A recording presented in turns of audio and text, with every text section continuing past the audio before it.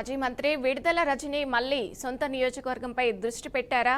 గుంటూరు వెస్టులో దారుణ ఓటమి తర్వాత చిలకలూరిపేట నియోజకవర్గమే బెటర్ అని ఆమె భావిస్తున్నారా?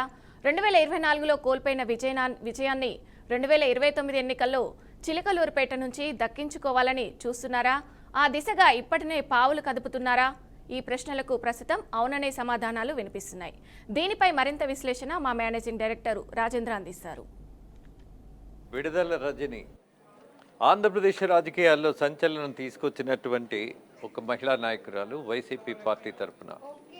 ఆమె గురించి ఆమె చెప్పుకునేది బాబుగారు నాటిన విత్తనమని, హైదరాబాదులో పెరిగిన మొక్కని. మరి ఈ మొక్క మానే ఇవాళ రాజకీయాల్లో ఎందుకు సంచలనం మాత్రమే సొంతం చేసుకుంటోంది?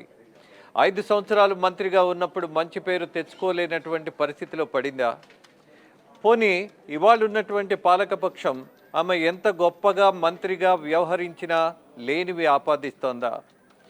అలాగే ఇవాళ మళ్ళీ తెర మీదకి రావాల్సినటువంటి అవసరం ఆమె ఇప్పుడే మళ్ళీ రాజకీయాల్లో తన హవా నడిపించాలి.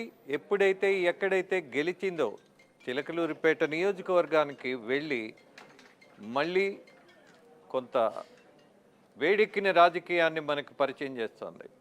అక్కడున్నటువంటి స్థానిక ఎమ్మెల్యే మాజీ మంత్రి పత్తిపాటి పుల్లారావు, ఆయన రాజకీయ చరిత్ర కూడా సుదీర్ఘమైంది.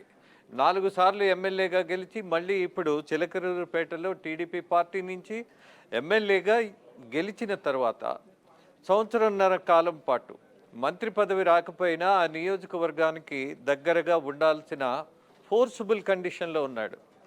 ఎందుకనంటే టీడీపీ అధికారంలో లేనప్పుడు 5 సంవత్సరాలు ఆ నియోజకవర్గాన్ని ఈయన వదిలేశాడు అన్నటువంటి నింద అయితే మోయాల్సిన పరిస్థితి ఆయనకు వచ్చింది. ఇవాళ అదే నేపథ్యాన్ని విడుదల రజని పదే పదే చెప్తోంది జనానికి అర్థమయ్యేట్టుగా.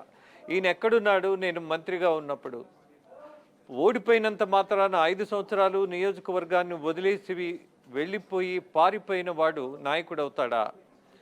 ఇవాళ వేడెక్కే రాజకీయంలో ఇలాంటి దుందుడుకు వ్యాఖ్యలతోటి మళ్ళీ విడుదల రజని అటాకింగ్ పాలిటిక్స్కి శ్రీకారం చుడుతోంది.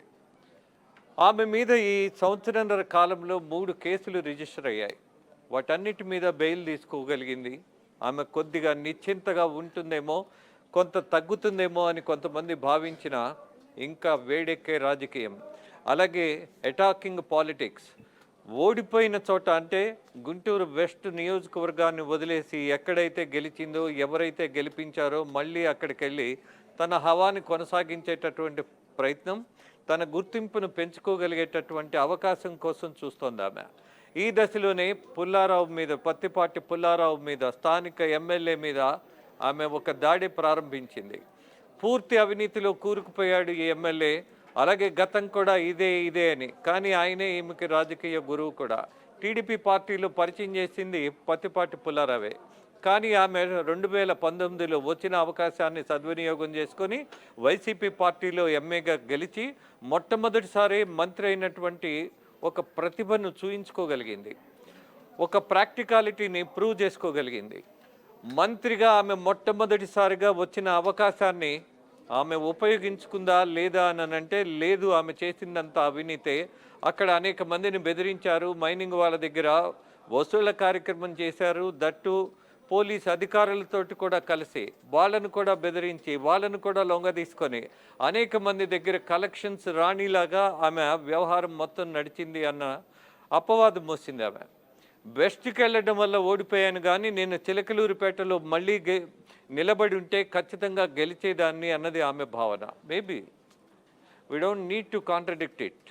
బట్ ద థింగ్ ఈజ్, ఇవాళ కూటమి ప్రభుత్వంలో అనేక మంది కేసులు, అలాగే అనేక ఆధారాలను సేకరించి మరీ దూకుడుగా వెళుతున్నటువంటి కూటమి ప్రభుత్వానికి టార్గెట్గా విడుదల రజని ఉండటం, ఆమె అటాకింగ్గా ఉండటం, అలాగే ఒక మహిళను రాజకీయాల్లో ఎంత ప్రోత్సహించినా అవినీతిలో పడిపోయినప్పుడు మళ్ళీ తిరిగి లేవటం మరింత కష్టమవుతుంది సాధారణమైనటువంటి పరిస్థితుల్లో కంటే కూడా. ఇవాళ ఆమె హవా మళ్ళీ చిలకలూరుపేటలో ఏదైనా పెరిగే అవకాశం ఉందా లేదా? అలాగే స్థానికంగా ఉన్నటువంటి బలమైన నాయకుడు పత్తిపాటి పుల్లారావు, ఆయన కూడా మళ్ళీ దాడి ప్రారంభించాడు. ఏమో మంత్రిగా ఉన్నప్పుడు ఒరగబెట్టింది ఏంటి, మొత్తాన్ని దోచేసింది, మొత్తం నియోజకవర్గమే కాదు రాష్ట్రంలో ఉన్నటువంటి నిధులను కూడా చుట్టబెట్టేసింది అనేది ఆయన ఇప్పుడు వినిపిస్తున్నటువంటి వాదన. కోర్స్ ఓడిపోయినటువంటి ఒక మహిళా నాయకురాలి మీద మీరు ఆల్రెడీ కేసులు పెట్టారు. వాటిని ప్రూవ్ చేసే దశలో ఉంటే బాగుంటుంది అని జనం అనుకుంటున్నటువంటి భావనలో నిజమే ఉంది. పుల్లారావు గారు, ఇవాళ మీకున్నటువంటి అవకాశం, మీ ప్రభుత్వం ఉన్నది కాబట్టి మీరు పెట్టినటువంటి కేసులు కాకుండా మీరు అనేటటువంటి ఆరోపణలు ఏవైతే ఉన్నాయో వాటి మీద మీకున్నటువంటి సమాచారాన్ని బయట పెట్టండి అని పక్క జిల్లాల వాళ్ళు కూడా, పక్క నాయకులు కూడా, పార్టీలకు సంబంధించిన వాళ్ళందరూ అడుగుతున్నటువంటి ఈ దశలో పుల్లారావు అన్నటువంటి నాయకుడు ఆమె మీద ఉన్నటువంటి ఆధారాలను బయటకు తీసుకొచ్చి మాట్లాడితే ఇంకొంత మెరుగైన రాజకీయం అవుతుంది.